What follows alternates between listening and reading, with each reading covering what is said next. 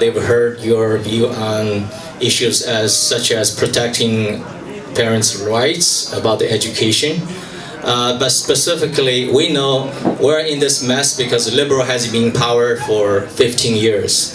Not just caused economic problem, but what Liberal, in my view, is always good at is dividing racially, dividing different groups, so we hate each other and we will never get to government. So when you become premier, how are you going to address those issues, such as the sex ed, such as dividing different racial groups so they don't get to work to each other? All those areas that we need to hear from a future premier. Thank you, Charles. You know, Charles, when it comes to the sex ed curriculum, I'm the only politician with a backbone to actually get up and say something. I'm very, very disappointed in our own party.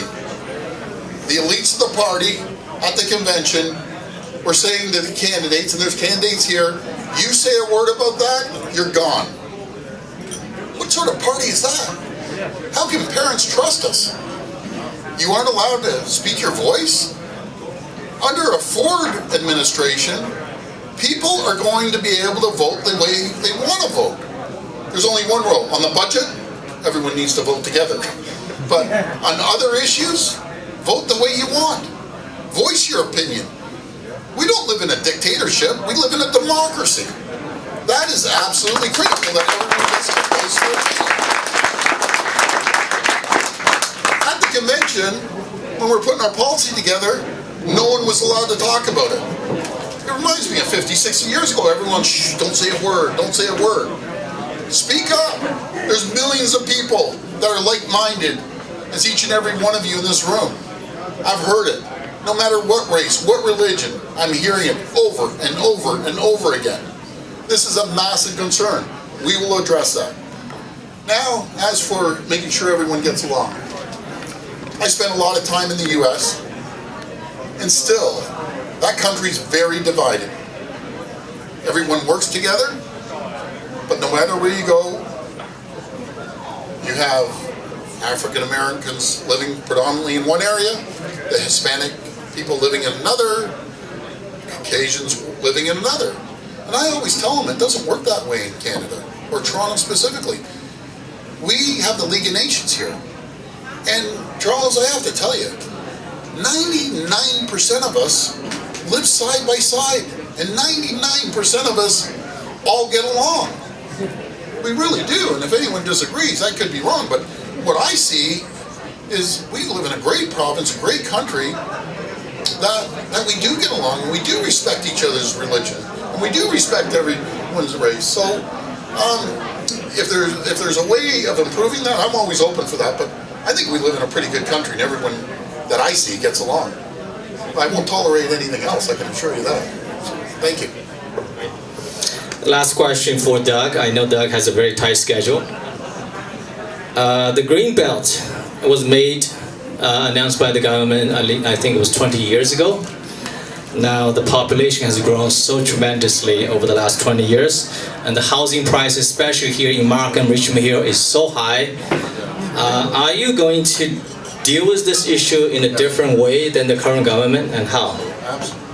Absolutely, I'm going to. It's a very simple philosophy. Let me give you an example. I always use my family as an example.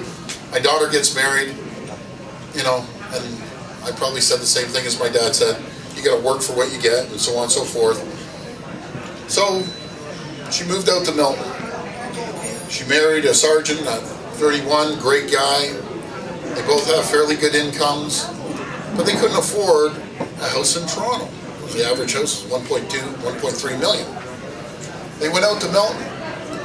Their townhome, a simple townhome, cost them $670,000. How can young people afford it? How can anyone afford a townhome at that cost?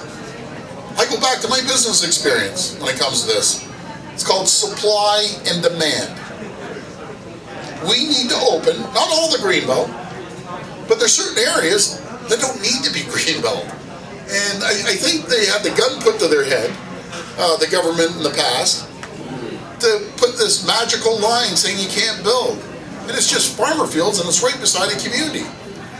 We need to open that up and create a larger supply. When there's a larger supply, what happens in the store when you have tons of something? The price drops. Very simple. There's areas right here in Markham, right here in Scarborough, that industrial property's been sitting there vacant. It'll sit there forever. And it's butt up against a residential area. Open it up. Open it up until we can build affordable housing. We will open up the Greenbelt, not all of it. We're going to open a big chunk of it up, and we're going to start building and making it more affordable and putting more houses out there.